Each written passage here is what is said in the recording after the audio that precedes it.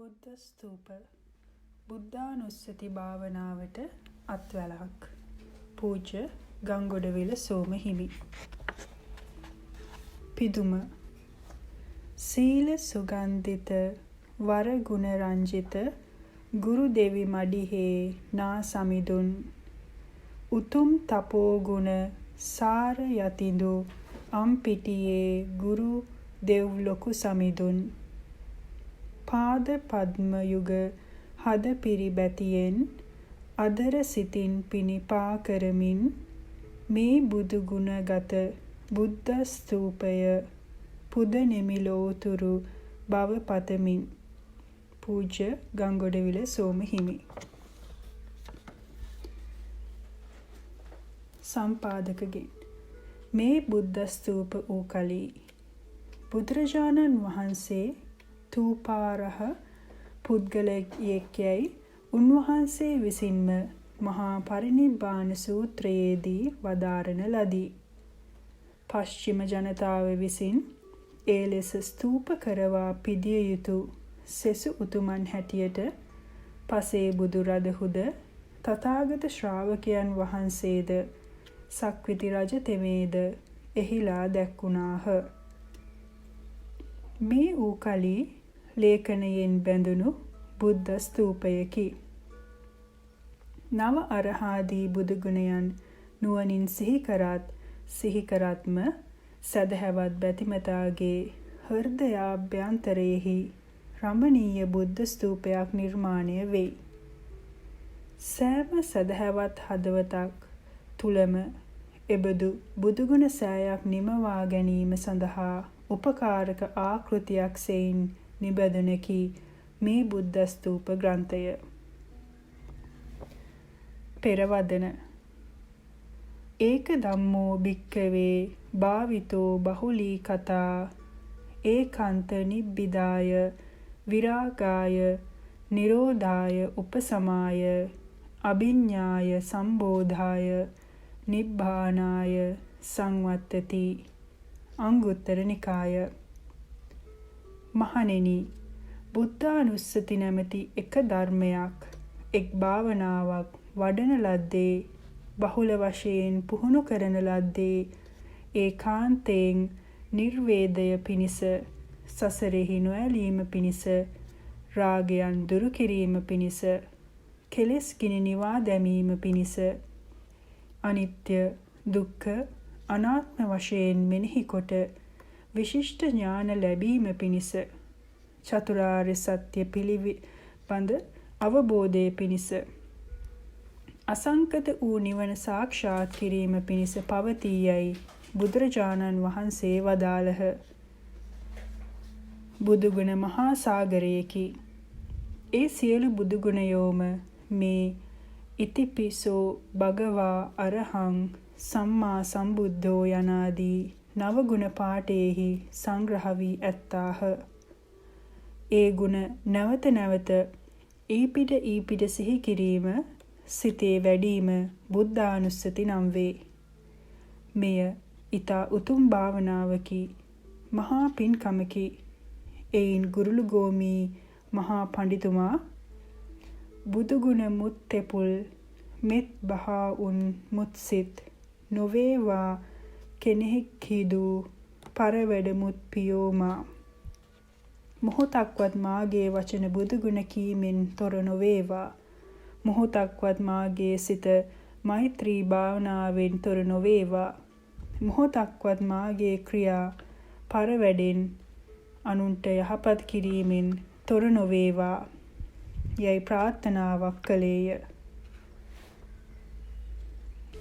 යේසං මයි සද්දා මත්තං පේම මත්තං සබ්බේතේ සග්ග පරායනා යනුවෙන් යම් කෙනෙකුට මා කෙරෙහි ශ්‍රද්ධා මාත්‍රයක් ප්‍රේම මාත්‍රයක් තිබේ නම් ඔවුහු ස්වර්ග පරායන වෙති.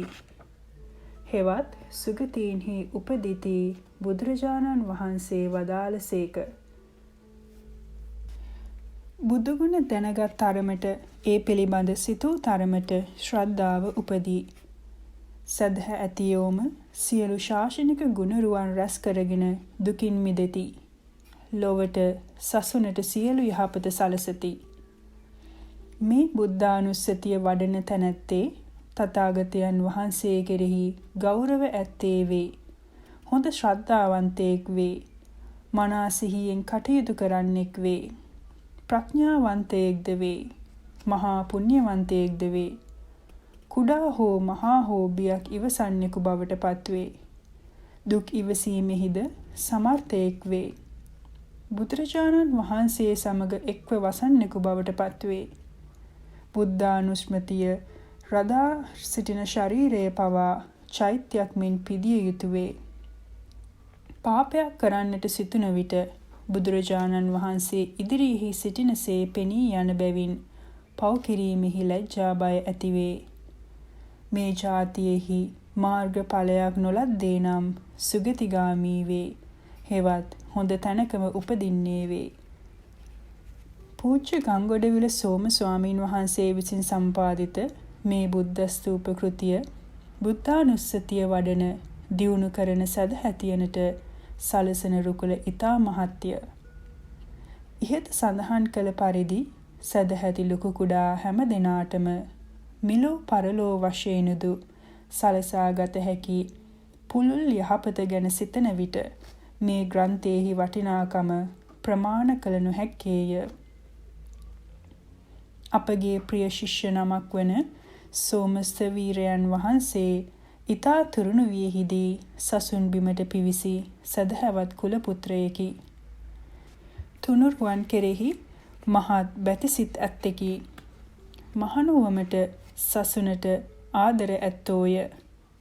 හොඳින් පෙළ දහම කියවා දේශනයනුදු උපදේශනයනුදු අන් අයටත් දහන් මඟ පෙන්වා දෙන්නට වියත්කම් සමත්කම් උන්වහන්සේට ඇත. දැනට ඕස්ට්‍රේලියාවේ මෙල්බන් නුවර වෙසෙමින් ධෛර්ය සම්පන්නව ශාසනාභිවෘද්ධිකාමීව උන්වහන්සේ කරන සේවා කටයුතු පිළිබඳව බොහෝ දෙනා ප්‍රශංසා මුඛයෙන් කතා කරති. බෙරික් ප්‍රදේශයේහි අක්කර 5ක භූමි භාගයක අලුතින් ඉදි කරවන්නට යන ශාක්‍ය මුනි සම්බුද්ධ විහාරය ඒ කලාපයේහි බුද්ධ ධර්මයේ පැතිරවීමෙහිලා නුදුරු අනාගතයේදී කේන්ද්‍රස්ථානය වනු ඇතැයි අසා මහත් සතුටට පත්වීමි. මම දැන් රෝගාබාධ බහුලව මහලුව විවේකකාමීව වෙසෙමි. කොහේ සිටියත් අපගේ ශිෂ්‍ය පුත්‍රයෝ සසුන් පිළිවෙත් මඟ මැනවින් හොබවත් නම් අපට ඒ පරමානන්දයකි. සෝම ස්වාමීන් වහන්සේ මේ ග්‍රන්ථය සකස් කිරීමෙහිලා මහත් වෙහෙසක් දරා ඇති බව පෙනේ. හැකිතාක් බුද්ධ වචනයෙන්ම නවගුණ විවරණය කරන්නට ගත් ඇත. ප්‍රශංසාර්භය. බුද්ධ ස්තූප බුදුරජාණන් වහන්සේ හා ශ්‍රාවකයන් විසින් කරන ලද බුදු ගුණ වැණුම් ගර්භ කොට ඇත්තේය.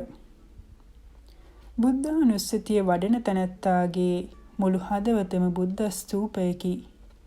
බුදුරජාණන් වහන්සේ උදෙසා කෙරෙන හරවත් වූද පළවත් වූද බලවත් වූද ස්තූපය නම් ඒමය. බාහිරව පෙනෙන බොහෝ ස්තූපවලට වඩා එය ඊටාම රමණීයය, කමනීයය, මහත්ඵල මහානිසංසද වේ. එබඳු අගනා බුදුගුණ සෑයක් රචනයෙන් ඉදිකළ ගංගොඩවිල සෝම ස්වාමීන් වහන්සේටත් සහාය වූ හැමටත් තෙරුවන් සරණින් ඉතසිතින් සෙත් පතමි. පූජ්‍ය අම්පිටියේ ශ්‍රී රාහුල මහාස්තවීර 1997 මාර්තු 2 මහනුවර බෝලවත්තේ වජිරාරාම ආරණ්‍යයේදීය. සම්පාදක සටහන 1982 වසරේ මගේ සිත සම්මා සම්බුදු ගුණයෙන් කෙරෙහි වෙසසින්ම නැඹුරු කාල පරිච්ඡේදයක් විය. එම වසරේ වස් කාලය අම්පාර දිස්ත්‍රික්කයට අයත් මහාය වෙහෙරගල ආරණ්‍යයෙහි ගත කරන්නට සිත් යොමු වූයේ බුදුගුණ පිළිබඳව විමර්ශනයක යෙදුණු සඳහාය. එහිදී නොසිතූ නොපෙතූ අයුරින් අපමණ බාධා පැමිණියද අදිටන් කරගත් කටයුත්ත වූ පෙළ අටුවා හා වෙනත් ධර්ම ග්‍රන්ථ ඇසුරෙන් සම්බුදු ගුණ විමසුම ආරම්භීමි. මගේ සම්මර්ෂණය බොහෝ දෙනාට හිතසුව පිණිස වේවායයි සිතවිල්ලක් ඇති වුණු හේයින් යම් යම් කරුණු සැකවින් සටහන් කර තබන්නට පටන් ගතිමි. අරහං ගුණය පිළිබඳ සටහන ලියා අවසන් කිරීමට මසක් පමණ ගත විය. එය ලියා අවසන් වූ දින අලුයම් වේලේහි බුදුගුණ මනසිකාරයේ හේතුවෙන්දෝ තථාගත බුදුරජාණන් වහන්සේගෙන් ආසිරි ලැබුණු සිහිනෙන් දුටුවෙමි. බාධා මඩිමින් අදිටනින් යුතුව ඉදිරියට යන්නට ඉන් ලද චිත්ත ධෛර්යය පමණ කළ නොහැක්කකි.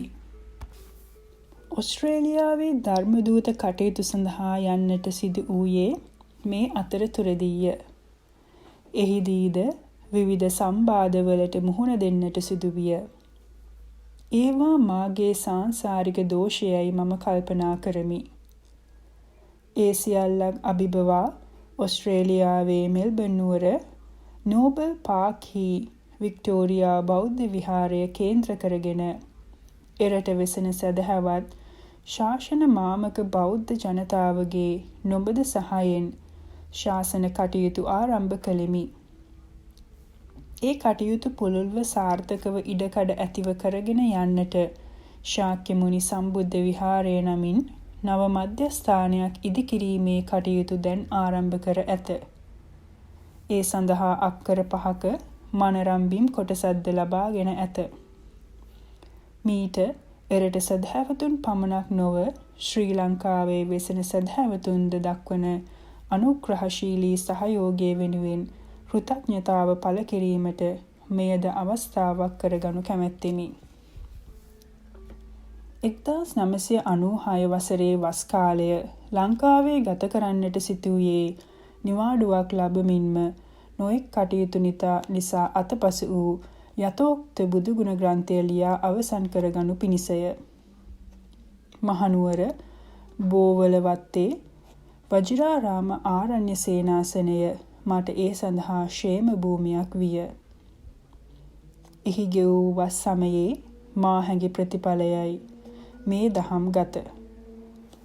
පසුව මහර්ගමසිරි වජිරඥාන ධර්මායතනයේදීද බම්බලපිටියේ වජිරාරාමයේහිද වෙසෙමින් ඌණ පූර්ණය කළෙමි.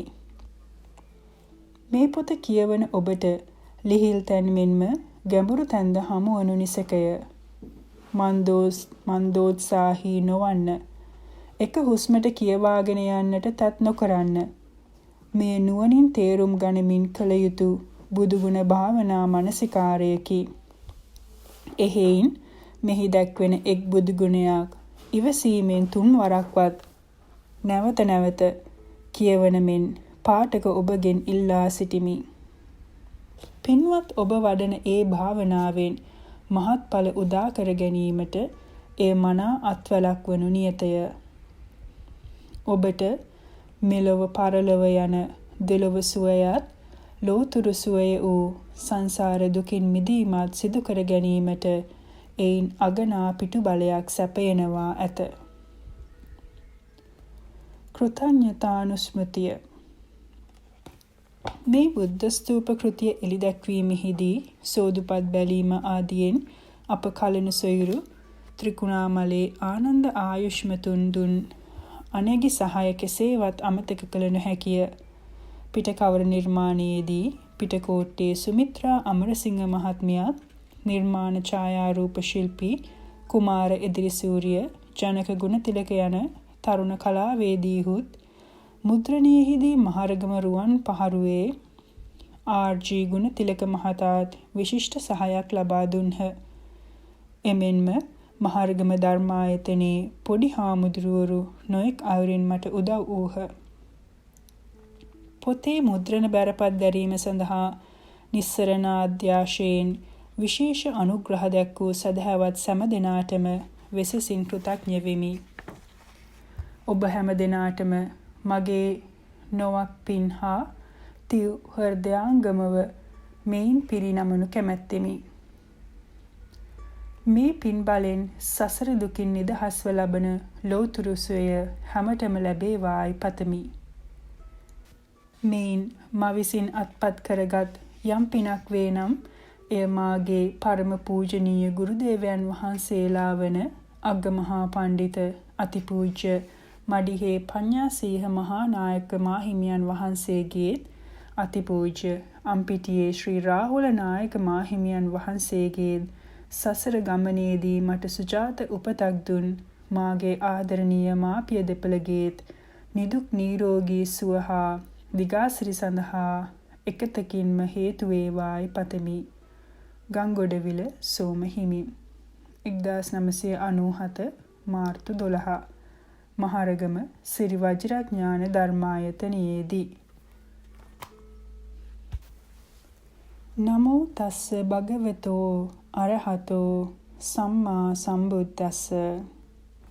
පිවිසුම අසුරු සනක් කරන පමණ මොහොතක් බුදුගුණ සිහි කරන්නා ධානය සහිතව වසන්නෙකු බවත් ශාස්ත්‍රූන් වහන්සේගේ අනුශාසනාව කරන්නෙකු බවත් බුදුරජාණන් වහන්සේ දේශනා කොට වදාළහ. බොහෝ කොට බුදුගුණ වඩන්නේ නම් ඒ ගැන කවර කතාවක් දැයි වදාරන ලදී.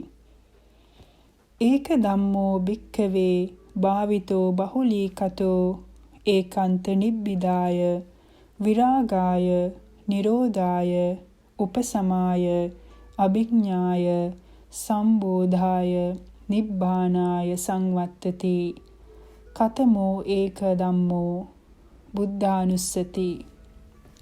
මහණෙනි, එක්ම ධර්මයක් භාවනා වශයෙන් වඩන ලද්දේ පුරුදු කරන ලද්දේ ඒකාන්තයෙන් සසර කලකිරීම පිණිස සසර නොඇලීම පිණිස රාග දෝෂ මෝහයන්ගේ නිරෝධය පිණිස කෙලෙසුන්ගේ සංසිඳීම පිණිස විපස්සනා නුවණ පිණිස චතුරාර්ය සත්‍ය අවබෝධය පිණිස පවතින්නේ යයි දේශනා කොට වදාළේද ඒ බොහෝ කොට බුදුගුණ වැඩීමේ අනුසස් පිළිබඳව සඳහන් කිරීමේදීය. බුදුගුණ මෙනෙහි කිරීමෙන් ශ්‍රද්ධාව වැඩේ. ශ්‍රද්ධාව යනු සද්ධහති තථාගතස්ස බෝධින් තථාගතයන් වහන්සේගේ සම්බෝධිය හෙවත් සර්වඥතා ඥානය පිළිබඳව ඒ කරුණෙහිලා විමසා හේතු සාධක සහිතව ඇදහිීමය පිළිගැනීමය. අනුන්ගේ සිත් දැකීමේ නුවණ නැති යමෙක් තථාගතයන් වහන්සේගේ සම්බෝධිය පිළිබඳ විමසන්නේ දෙකරුණෙක් කීලා විමසිය යුතු බව විමර්ශක සූත්‍ර දේශනාවෙහි වදාළහ. ඒ කවර දෙතනක්ද යත් තථාගතයන් වහන්සේගේ කාය සමාචාරය හා වාග් සමාචාරයෙහිය. තථාගතයන් වහන්සේගේ කාය හා වාග් සමාචාරයන් පිළිබඳව නොඑක් අයුරින් විමසන ලදුවේ ඒ කාය වාග් සමාචාරයන්හි පිරිසිදු බව නිගමනය කරන්නේ උන්වහන්සේ සම්මා සම්බුද්ධය ධර්මය ස්වාක්ඛාතය සංඝයා සුපටිපන්නයයි තීරණය කරන්නේය. බුදුරජාණන් වහන්සේ අද ජීවත් නොවන බැවින් උන්වහන්සේගේ කාය සමාචාර වාග් සමාචාරයන් පිළිබඳව විමසීම කළ නොහැකි යයි නොසිතිය යුතුය. යෝ ධම්මං පස්සති සෝ මං පස්සති. යමෙක් ධර්මයේ දකින්නේ නම් හේමා දකී යනුවෙන් දේශිත බැවින් තථාගතයන් වහන්සේගේ ධර්මය නැවත නැවත විමසීමෙන් ඒ තථාගතයන් වහන්සේගේ කාය කර්මයන්ගේ හා වාග් කර්මයන්ගේ නික්ලේශී බව රාග දෝෂ මෝහයන්ගෙන් අපිරිසිදු නොවූ බව තීරණය කළ හැකි වෙයි. ශ්‍රද්ධාව යනු එසේ කොට සම්බුදුරදුන්ගේ සම්බෝධි ඥානය පිළිබඳව පැහැදීම නැතහොත් විශ්වාසය ඇති කර ගැනීමය. ගිහි සමාජයේ හෝ වේවා පැවිදි සමාජයේ හෝ වේවා සීලාදී ගුණයන්ගෙන් පිරිහෙන්නේ නම් ඊට එකම හේතුව ශ්‍රද්ධාවෙන් පිරිහීම වෙයි. උපතින් බුදුනුවෙකු වීම හෝ චීවරධාරියෙකු වීම ශ්‍රද්ධාව පිහිටීමට සුදුසුකමක් නොවේ. ශ්‍රද්ධාව පිහිටනුයේ බෞද්ධයෙකු හට පමණක් දැයි කෙනෙකු ප්‍රශ්න කිරීමට ඉඩ ඇත. මුලින් සඳහන් කළ පරිදි ශ්‍රද්ධාව යනු තථාගතයන් වහන්සේගේ බෝධිය ඇදහීම නම් ශ්‍රද්ධාව පිහිටිය හැක්කේ බෞද්ධයෙකු හට පමණි. සිල්වතුන් අන්‍ය ශාසනවලද සිටිය හැකියයි කියාද තර්ක කළ හැකියුත් කර්මඵල විශ්වාසයක් නැත්නම් පුනර්භවයක් එනම් දේව මනුෂ්‍ය ප්‍රේත තිරිසන් නිරය යන පංචගතිය පිළිබඳ විශ්වාසයක් නැත්නම් ඒ කිසිදු සසුනක සීලාදී ගුණයන්ගේ තහවුරු වීමක් නොවන්නේමයයි දත යුතුය. ආනාපානාදී අනෙක් භාවනා විදි බෞද්ධයෙකු නොවුවත් ඕනෑම කෙනෙකුට එක්තරා දුරකට එනම් ධ්‍යාන ලැබීම දක්වා පුරුදු පුහුණු කළ හැකිය. ධ්‍යාන ලැබීම බුදුසසුනට පමණක් සීමා වී නැත.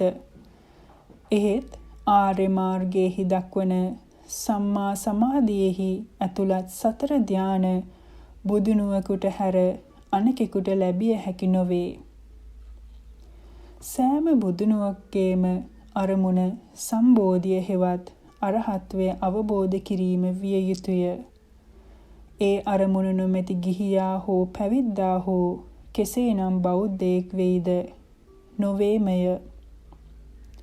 සම්බෝධිය අරමුණු කොට පිළිවෙත් පිරීමට නම් තමන් අනුගමනය කරන ශාස්ත්‍රූන් වහන්සේගේ සම්බෝධිය පිළිබඳව ඇදහීමක් පළමු කොට තමා තුළ ඇති කරගත යුතු වෙයි. බෞද්ධයාට බාහිර සරණක් තිබිය හැකිද? වර්තමාන සමාජයේ බෞද්ධයන් අතර බොහෝ දෙනා බෞද්ධ නාමධාරීන් පමණක් බව ඔවුන්ගේ ඇදහිලි වලට අනුව හොඳින් පැහැදිලි වෙයි. මිසදුටු ආකල්ප හා පිළිවෙත් බුදු සමාජය ක්‍රමයෙන් ගිලගන්නා හැටි සංවේගදායකය.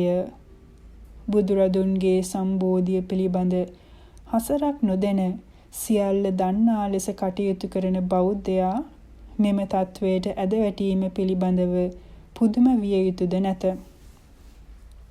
බුදුගුණ සිහි කරන්නෝම ධර්මය සිහි කරන්නන් බැවින් සදහැයෙන් වැඩෙන ඔවුහු ලෞකික සුවය පිණිස හෝ සසුනින් බැහැර පිහිට නොපතයි. බුදු දහම ලෝකෝත්තර සුවය සඳහාම පමණක් යැයි සිතීම අඥාන පවිටන්ගේ සිතුවිල්ලකි.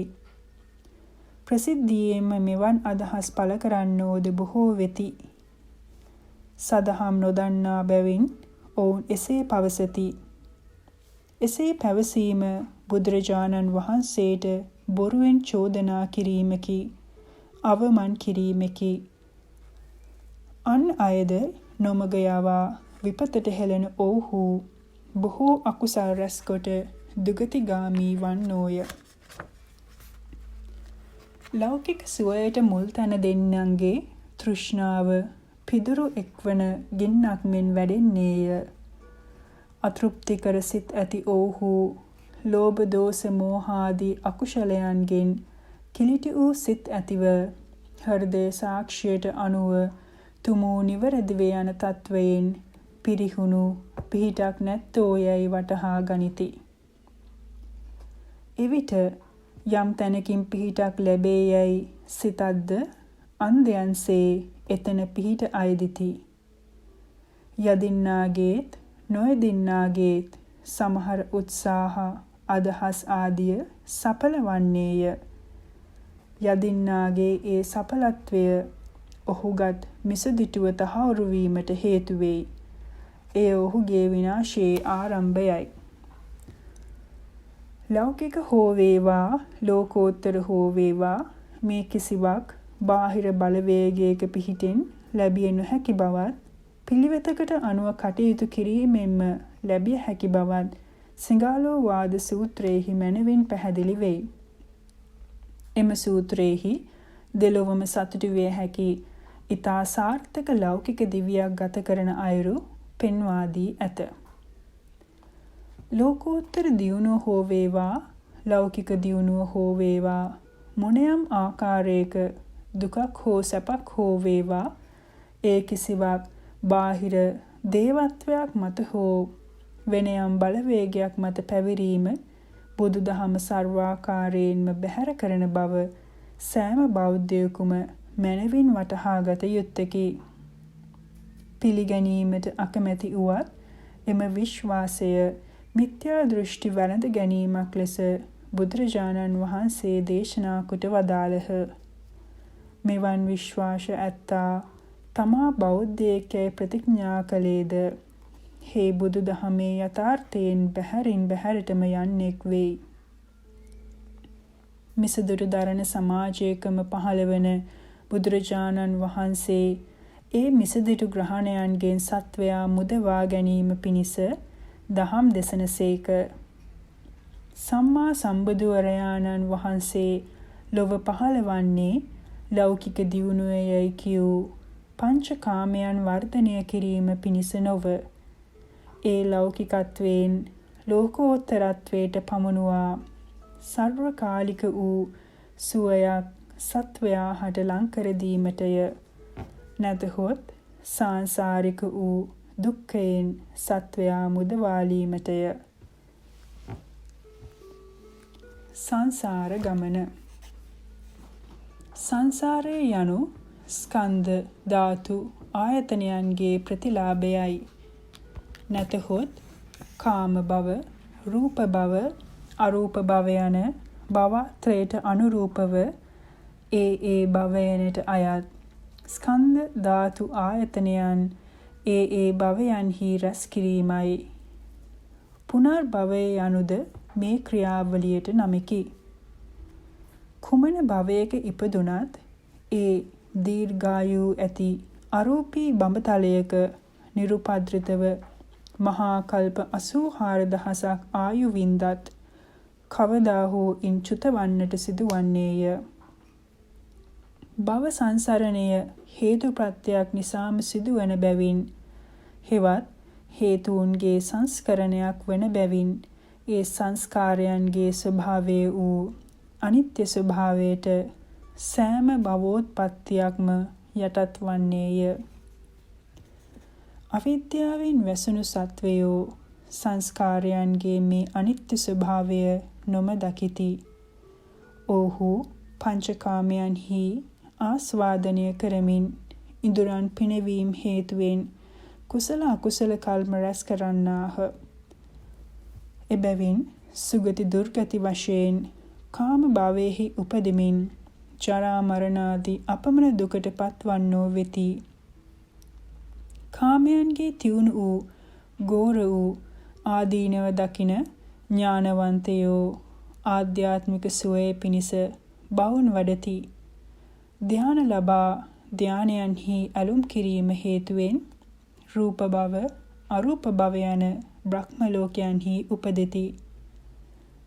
එහි කර්මානුරූපව කල්ප ගණනක් ධ්‍යාන සුව විඳිනුයේ ඒ උපතට හේතු වූ ධ්‍යාන නම් වූ ක්‍රියාශක්තිය අහෝසි වීමෙන් ඒ භවයන්ගෙන් චුතව සුගතියටද යති, දුගතියටද යති. එබැවින් ඔව්හුද ජරා මරණ ආදියෙන් නොමිදුනෝ වෙති. ශෝක පරිදේව දුක්ඛ දෝමනස්යන්ගෙන් නොමිදුනෝම වෙති. තථාගත වූ සම්්‍යක් සම්බුදුරජාණන් වහන්සේ ලොව පහළවන්නේ මේ භව සංක්‍රමණයෙහි කටුක බව ලෝකයාට වටහා දී එම දුකින් ලෝකයා මුදවා ගැනීමට විනා මෝඩයන් සතුටු වන පස්කම් සුව සඳහා අනුශාසනා කිරීමට නොවේ. ලෞකික දිවියේ සාර්ථකත්වයේ පිණිස තථාගතයන් වහන්සේ විසින් අවවාද කරනු ලැබුවද ඒ අනුශාසනා සියල්ල ප්‍රඥාවට මුල් තැනදී නිර්වාණය කුළු ගැන්වෙන අයුරින්ම දේශනා කොට ඇත්තේ සත්වයා කෙරෙහි පතල මහා කරුණාවෙන් යුක්තවය. එබැවින් ඒ සම්බුදු ගුණ මහිමය මෙනෙහි කොට සියල්ලෝම දුකින් මිදීමට වෙර වඩත්වා. සසරින් මිදීමට නම් ඒ සඳහා බලවත් උවමනාවක් ඇතිවිය යුතුය. සසර දුක පිළිබඳ දැනීම සසරින් මිදීමට උනන්දුව ඇති කරවයි. සදහැඇත්තයට සසර දුක පිළිබඳ සිතා බැලීම පිණිස සංයුක්ත නිකායේ අනමතග්ග සංයුක්තයෙහි එන පරිදි සංසාර ගමනෙහි ආදීනව මදක් සිතා බැලීම වැදගත් වේ. පංචස්කන්ධය මමය මාගේ යයි තණ්හාවෙන් මමායනය කිරීම නිසා සත්වයා යයි කියනු ලැබේ. එබැවින් සත්වයා යනුවෙන් අදහස් කරන්නේ පුද්ගලයෙකු නොව පංචස්කන්ධයම බව දත යුතුය. සසර සැරිසරණුයේ මේ පංචස්කන්ධ සංඛ්‍යාත දුක් පොදිය මිස මම හෝ මගේ ආත්මය හෝ නොවේයි. යතාපි මූලේ අනුපද්දවේ දල්හේ ජින්නෝපි රුක්ඛෝ පුනරේව රූහති ඒවම්පි තණ්හා නුසයේ අනුහතේ නිබ්බත්තති දුක්ඛ මිදං පුනප්පුනං ධම්මපදය. උපත්‍රව රහිත මුල තදින් පොළව අල්ලාගෙන සිටීද අගින් කැපුවා වූ ගස නැවත නැවත දළුලයි. එලෙසින් තණ්හාවේ අනුශය නොසිදී ඇති තාක් පස්කන්ධ නැමැති මේ දුක නැවත නැවත හටගනී. මේ දුක කවදා හටගත්තේද? කල්පේ කොතෙක් දිගදැයි උපමාවකින් දක්වන ලෙස ඉල්ලා සිටි භික්ෂුවකට කල්පය විග්‍රහ කළ බුදුරජාණන් වහන්සේ මහණ කල්පය දිගය එය මෙතෙක් අවුරුදු 100,000ක් යැයි කියා සිතීමට පහසු නැත. යම් ලෙසකින් දිගින් යොදුනක් එනම් සතපුන් 16ක් පමණ දිග ඇති යොදුනක් පළල ඇති යොදුනක් උස ඇති සිදුරු නැති විවර නැති ශෛලමය පර්වතයක් වසර 100කට වරක් බැගින් කසී සලුවකින් පිරිමදින්නේ යම් දිනක පර්වතය ගෙවී යේද පර්වතය ගෙවී යෑම ඉක්මනින්ම සිදුවේ. කල්පය ගෙවීම අවසන් නොවේ. මෙසේ ගෙවී ගිය කල්ප 100,000කයි කියා හෝ ගණන් කිරීමටවත් නොපිළිවනැයි වදාළසේක. තවත් භික්ෂුවක ඇසූ එම පැනයටම උපමාවක් දැක්වූ තථාගතයන් වහන්සේ යම්සේ දිගින් පළලින් හා උසින් යොදුන බැගින් වූ ලෝහමය ප්‍රාකාරයෙන් වට කරන ලද නුවරක මුදුන් කොට අබැටින් පුරවන ලද්දේ වේද වසර 100කට එක බැගින් වසර 100න් 100ට එක් අබෑටය බැගින් ඉවත දැමීමෙන් යම් දිනක එම නුවර අබෑට ප්‍රමාණය අවසන් වේද ඒ අවසන් වීම ඉක්මනින් සිදුවේ. කල්පය තවමත් අවසන් නොවන්නේය. එසේ ගෙවී ඉක්ම ගිය කල්ප ප්‍රමාණය මෙතෙක් 100,000කයි කියාද ගණන් කළ නොහැකියයි වදාළහ. නැවතද බුදුරජාණන් වහන්සේ පෙර වෙත පැමිණි බොහෝ භික්ෂූන් වහන්සේලා ස්වාමීනි භාග්‍යවතුන් වහන්ස මෙතෙක් එවන් කල්ප කොතෙක් ඉක්ම ගියේදැයි විමසූයෙන් මහණෙනි යම්සේ අවුරුදු 100ක් ආයුෂ ඇති භික්ෂූන් වහන්සේලා 4 නමක් දිනකට කල්ප 100,000ක් බැගින් සිහි කරත් ඔවුන් විසින් කල්පයෝ සිහිකොට අවසන් කරනු නොලබත්. අවුරුදු 100කට පසු කල්ලිය කරන ඒ භික්ෂූහු සිව්දෙන සිහි කිරීමට කල්ප ඉතිරිව තිබියදීම කලුරිය කරති වදාළහ. තවත් බමුණෙකු ඇසූ එම පැනයටම පිළිතුරු දුන් බුදුරදහු බමුණ යම්සේ ගංගා නදිය යම් තැනකින් හටගනීද යම් තැනකින් මහා සයුරට වැටේද මේ අතර යම් වැලියට ප්‍රමාණයක් වෙයිද එලෙසින්ම මෙසේ යයි දහසකේ කියා ගණන් කළ නොහැකි තරම් කල්පයෝ ඉක්ම ගියාහුයයි වදාළහ. අනමතග්ගෝ යම් භික්ඛවේ සංසාරෝ පුබ්බා කෝටි න පඤ්ඤායති අවිජ්ජානි වරණානං සත්තානං තණ්හා සංයෝජනානං සන්ධාවතං සංසරතං. මහණෙනි, මේ සසර අනුව සිහි කරනුයේ పూర్ව කෙලවර නොපැනෙන්නේය. එබැවින් අවිද්‍යා නීවරණයෙන් වැසී තණ්හා සංයෝජනයෙන් බැඳී දිවෙන සත්වයන්ගේ పూర్ව කෙලවරක් නොපැනවිය හැකිය යනුවෙන් වදාළේ ඇයිදැයි සදහැවතුන් හට තේරුම් ගැනීම අපහසු නොවේ. පරපුරේ කෙලවර. මහණෙනි, මේ දඹදිව යම්තා තනදඬු අතුකොළ ඇද්ද ඒ සියල්ල එක්කොට සතරඟුල් කැබලිවලට කපා මේ මාගේ මවය, මේ මවගේ මවය යනාදී වශයෙන් කියමින් ඒ එක් එක් කැබැල්ල බැගින් පසකින් තබන්නේ තනදඬු අතුකොළ අවසන් වන්නේ මුත් මව් පරපුර එතකින් අවසන් නොවන්නේය. එසේම පියාගේ පරපුරද අවසන් නොවන්නේය. මහණෙනි, මේ සසර දිවෙන සැරිසරන කාලයේහි අමනාපයන් හා එක්වීමෙන් මනාපයන්ගෙන් වෙන්වීමෙන් හඬන වැළපෙන ඔබලාගේ දෙනෙතින් වැගිරුණු කඳුළු එකතු කළේ නම් ඒ කඳුළු සතර මහා සාගරයේ ජලයට වැඩි වන්නේය.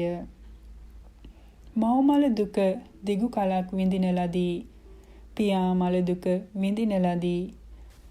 සෝරා මල දුක විඳින ලදී. සොයිරී මල දුක විඳින ලදී. පුතා මල දුක විඳින ලදී. දුව මල දුක විඳින ලදී. මෙසේ මනාපයන්ගෙන් වෙන්වීමේ දුක නිසා දෙනෙතින් ගලාගිය කඳුළු ප්‍රමාණය නිමක් නොවේ. භෝග ව්‍යසනයන් නිසා හෙළූ කඳුළුද අපමණ වේ. රෝග ව්‍යසන ආදී අමනාපයන් හා එක්වීම නිසා දෙනෙතින් ගැලූ කඳුළුද අප්‍රමාණය. සිව් මහ සයුරේ ජලයටද වැඩිය. යම්සේ අහසට දැමූ දණ්ඩක් වරක් මුලින් වැටෙයි, වරක් අගින් වැටෙයි, වරක් සරසට වැටෙයි. එමෙන්ම අවිද්‍යාවෙන් වැසුණු තෘෂ්ණාවෙන් බැඳුණු අග්මුල් නැති සසරේ ඒ මේ අත දිවෙන සත්වයෝ වරක් මෙලොවින් පරලොවට යති, වරක් පරලොවින් මෙලොවට එති. එසේ සුගති දුර්ගති වශයෙන් ඒ තන්වල උපදින්නා වූ සත්වේකු එක් කල්පයක් ඇතුළත ලද ආත්ම භාවයන්ගේ ඇටසැකිලිවල ඇටගොඩ එක්රැස් කළේ නම් වේපුල්ල පර්වතය හා සමවන්නේය. අගමුල් නොපෙනෙන මේ සංසාරයේහි එහා මෙහා දිවෙන ඔබ ගවයන්ව උපන් කල හිස සිඳීමෙන් වැගිරුණු ලේ සිව් මහා සයුරේ ජලයට වැඩිය. එසේම මී ගවයන්ව ඉපදී, එළුවන්ව ඉපදී, තිරෙළුවන්ව ඉපදී, මුවන් ඌරන් කුකුලන් ආදී වශයෙන් ඉපදී ඒ සත්වයන්ට අයත් ආත්ම භාවයන්හි වශයෙන් හිස් සිඳුම් ලැබ ගලාගිය ලේ සිව් මහා සයුරු ජලයට වැඩි වෙයි. මහණෙනි, මෙලෙස සසර සැරිසරන ඔබ හැම විසින් දිගු කලක් අපමණ දුක් විඳින ලදී. ඔබගේ මල සිරුරු වලින් මහා පොළොව වර්ධනය කරන ලදී. එහෙයින් මහණෙනි, සීල සංස්කාරයන් කෙරෙහි කලකිරීම නිසිමය. මේ සසරින් මිදෙනු සුදුසු වන්නේමය. ඒ සඳහා වෙර වැඩිය යුතුයයි බුදු පියාණෝ වදාළහ. මේ අයුරින් සසර විඳි දුක් විග්‍රහ කොට අවසන් කළ නොහැකිය. දුක්ඛ සූත්‍රාදීෙහි තවත් නානා ප්‍රකාර දුක් විග්‍රහ කොට ඇත. කියන ලද සසර ස්වභාවය අනුව සලකා සසඳීමෙන් සිතා බලන්නේ නම් මේ නැවත නැවත ඉපදීම නම් වූ ජාති දුක්ඛයෙන් වහා නිදහස්ව සියලු දුක් අවසන් කිරීමේ සනසුම කෙතරම්ද යන්න පහත සඳහන් බුද්ධ වචනයෙන් සිතාගත හැකිය. මහණෙනි, මහා සයුරෙන් දිය බිඳක් හෝ දෙකක් ඉවතට ගන්නේ නම් සෝවාන් වීමෙන් වැඩි තරමින් ಜಾති 7කට කාම භවයේහි සැරිසරීම සීමා කරන ආර්ය ශ්‍රාවකයා සසරෙහි වින්දා වූ දුක මහා සයුරේ ජලයට සමවන්නේය. ඔහුට තවත් විඳින්නට ඇත්තේ අර ඉවතලූ දිය බිඳුව හෝ දිය බිඳු දෙක සමාන දුකක් පමණකි. ඇතැම් බුදුගුණ නොදැන සදහයෙන් පිරිහුණු බෞද්ධ නාමධාරීන් හැම ආගමේම උගන්වන්නේ හොඳ නරක දෙකයි කියමින් බුදු දහමද අනෙක් ආගම් හා සමකිරීමට වෑයම් කරද්දී ලොව උගත් වූ බුදු දහම සොයා එන්නෝය. සමහර ආගම් සමාජයේ දුගී දුප්පත්කමේ මුවාවෙන් අනිසි බලපෑම් කොට තම පිරිස වැඩි කර ගැනීමට උත්සාහ ගන්නේ ඒ ආගම් ධර්ම ශක්තියෙන් හිස් බැවිනි. බුදුදහම එහි 2600කට අධික ඉතිහාසයක් තුළ අනිසි බලපෑම් කොට අන්‍යයන් මුලා කොට ශ්‍රාවකයන් බලෙන් හරවා ගැනීමක් පිළිබඳව එකදු සටහනක් දැකිය නොහැකිය. ඒ බුදුදහම සර්වඥතා ඥානයෙන් දේශනා කරන ලදුව මහා මෙරසේ නොසැලී සිටීමේ ධර්ම ශක්තියෙන් පිරිපුන් බැවිනි.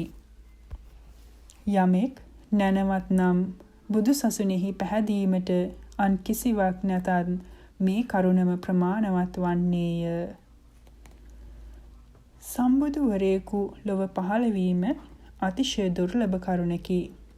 තුන් ලොව කිසිවෙකුට නොදැවිනි තවත් සම්බුදුවරයෙකුට පමණක් සමවන බැවින් අසම සමව දෙපා ඇතියනට අග්‍රව ආශ්චර්ය මනුෂ්‍යව ලොව පහළවන ඒ තථාගත වූ අරහත් වූ සම්මා සම්බුදුරජාණන් වහන්සේ බොහෝ දෙනාට හිතසුව පිණිස ලොවට අනුකම්පා පිණිස දෙවි මිනිසුන්ට හිතසුව පිණිස පහළ වන සේකැයි අංගුත්තර නිකායෙහි දක්වා ඇත.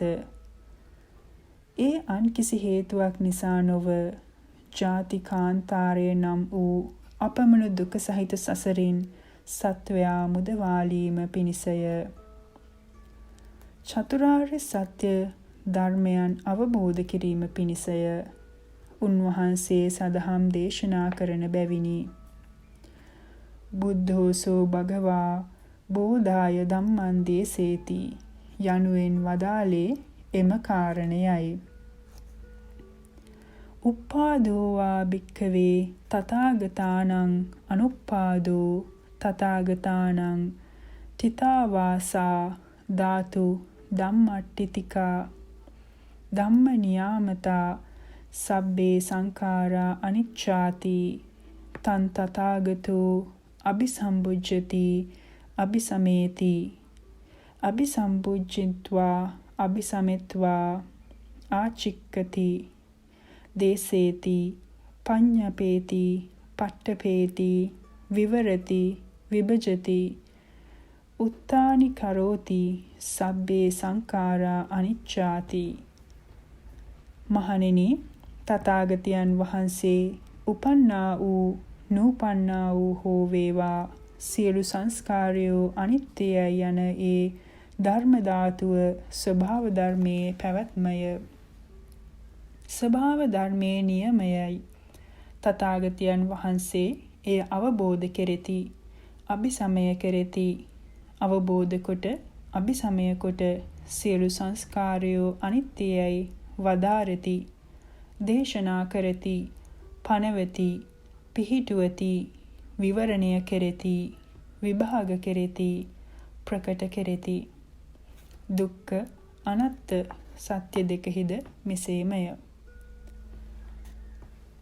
අවිද්‍යාව නැමැති අඳනෙත් ඇති හේයින් අනිත්‍ය නිට්ටයසේ දකින, දුකම සුවය ලෙස දකින, අනාත්මයම ආත්ම ලෙස දකින, එය ශුභය, සුඛය, මමය, මාගේයයි ගිලගන්නා වූ තෘෂ්ණා ගිනි දැල්ලේ සැඩ කිරණ දහරින් පීඩිතව, පිපාසිතව සසරෙහි එහා මෙහා සුගති දුගති වශයෙන් දිවෙමින් අතරමංව පිළිසරණ සොයන අසරණ සත්වයාගේ අවිද්‍යා දෙනෙතේ මේ සද්ධර්මය නැමැති අමා ඔසුව ගල්වා විද්‍යා ලෝකය ලබා දී ඒ අමා දහරින්ම තෘෂ්ණාවේ ගිනි දැල්ල නිවා හැර පවස සංසිඳුවා ලොවෙහි යථා ස්වභාවයේ වටහා දෙන සදහම් දන්නා වූ නුවණැත්තෝ ඒ භාග්‍යවතුන් වහන්සේ කෙරෙහි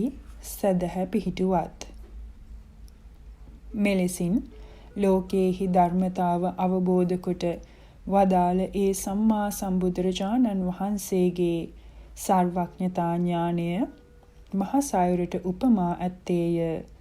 සාගරයේ වෙත නව දිසාවකින් ගලා බසින්නා වූ එකිනෙකට නොදෙවෙනි වූ මහා ගංගාවෝ 9 දෙනෙක් වෙති. කොතෙක් ගංගාවන් මහා සයුර හා එක්වුවද ඒ ගංගා ජලය රසයෙන් සයුරු ජලය හා සමවන්නාසේ තථාගතයන් වහන්සේගේ සර්වඥතා ඥාන සාගරයේ වෙත ගලන්නා වූ ඒ නවගුණ ගංගාවෝ එම සයුරු ජලය හා මුසුවන්නාහු සර්වඥතා ඥාන රසය හා සැසඳෙන්නෝය. ඒ භාග්‍යවත් බුදුරජාණන් වහන්සේ මේ කරුණින් අරහත්ය, මේ කරුණින් සම්මා සම්බුද්ධය, මේ කරුණින් සුගතය, මේ කරුණින් ලෝකවිදූය, මේ කරුණින් අනුත්තර පුරිස ධම්මසාරතීය, මේ කරුණින් සත්තා දේව මනුස්සානංය, මේ කරුණින් බුද්ධය, මේ කරුණින් භගවායයි තථාගතයන් වහන්සේ කෙරෙහි පවත්නා වූ ගුණයෝ 9 දෙනෙක් වෙද්ද ඒ 9 මහා ගුණයෝ තථාගතයන් වහන්සේගේ සර්වඥතා ඥානය නැමැති මහා සයුර හා මුසුවන මහා නදීන් 9 දෙනෙකු බඳු වෙති. ඒ 9 විද බුදුගුණ ගංගා අතුරෙන් කුමන ගංගාවකට හෝ බැසගෙන පිහිනන්නා වූ යම් නැනවතෙක් වේද ඔහුගේ සකල ශරීරයම සදහැ නැමැති සිහිල් ජල පහසින් වෙලා ගන්නේ කිසිදා වෙහෙසක් නොදැනීමය. ඒ සම්මා සම්බුදුරජාණන් වහන්සේගේ සර්වඥතා ඥාන සාගරයට පිවිසෙන්නේ එහි වෙසෙන්නා වූ සෝවාන් ආදී මහා සත්වයන් දකින්නේ ඔවුන් හා එක්ව නිර්භයව සුවපත් වන්නේය. බුදුගුණ මනසිකාරය. සචේ තුම්හා කම්බික්කවේ අරඤ්ඤගතානං වා රුක්ඛමූලගතානං වා ශුඤ්ඤාගාරගතානං වා uppajjeyය භයං වා චම්බිතත්තං වා ලෝමහංසෝ වා මමේව තස්මින් සමයේ අනුස්සරෙය්‍යාත.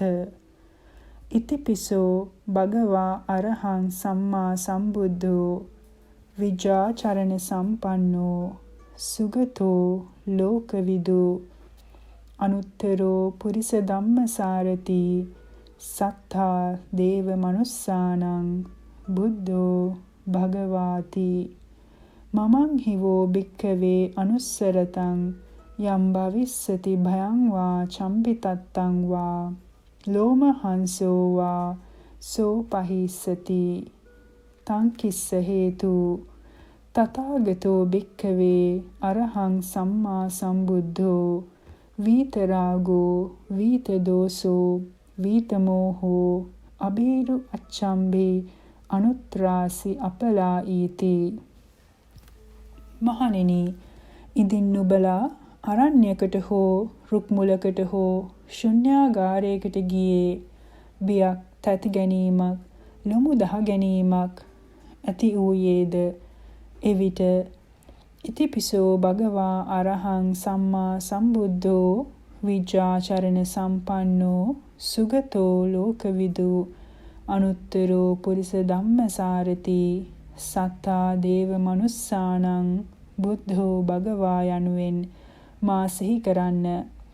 එසේ මා සිහි කරන නුඹලාගේ යම් බියක් තැති ගැනීමක් ලොමු දැහැගැන්මක් වෙයිද එය පහව යන්නේය.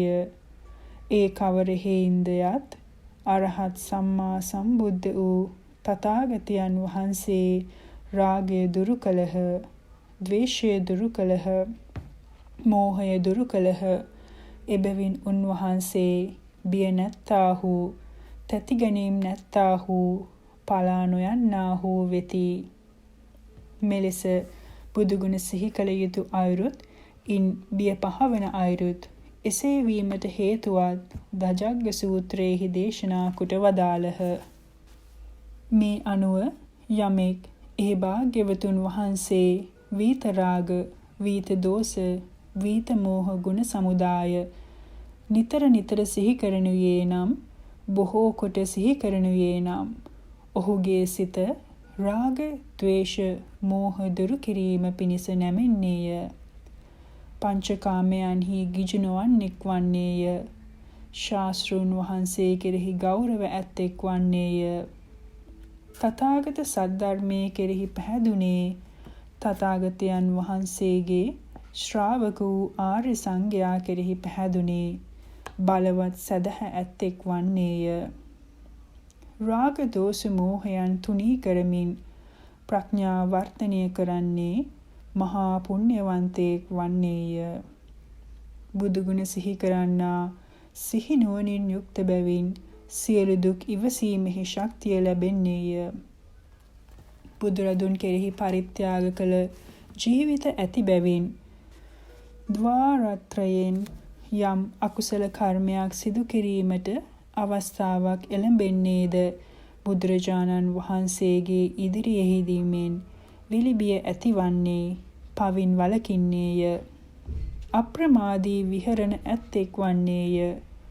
මේ ආත්ම භවයේදීම රහත් නොවූයේ නම් ඒකාන්තයෙන්ම සුගතියෙහි උපදී. ඍජු පැතුම් ඇත්තේ ආසන්න භවයකදීම සියලු කෙලෙසුන් නසා අරහත්වය පසක් කරන්නේය.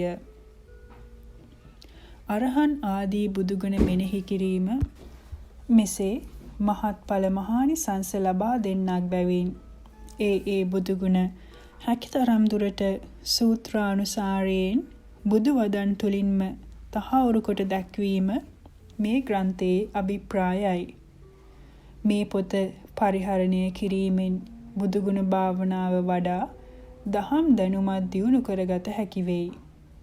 බුදුගුණ වැඩිමත් දහම් දැනුම දියුණු වීමත් සමගම සිහිය හා නුවණ වැඩෙන විට ආනාපාන සති, මෛත්‍රී ආදී අනෙක් භාවනා වැඩිමද ඊතා සාර්ථක ලෙස කිරීමට අවස්ථාව සැලසෙන්නේය.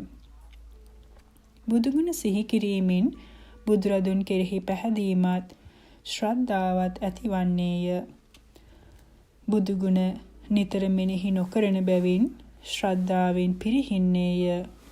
තෘෂ්ණාදී අකුශලයන්ගෙන් වැඩෙන්නේය. පහසුවෙන් මිසදිටු වලට යටවන්නේය. මෙසේ ඥානයෙන් බැහැර යන ඔවුහු සසරට වැටෙන්නාහු දුකින් නොමිදෙන්නෝය.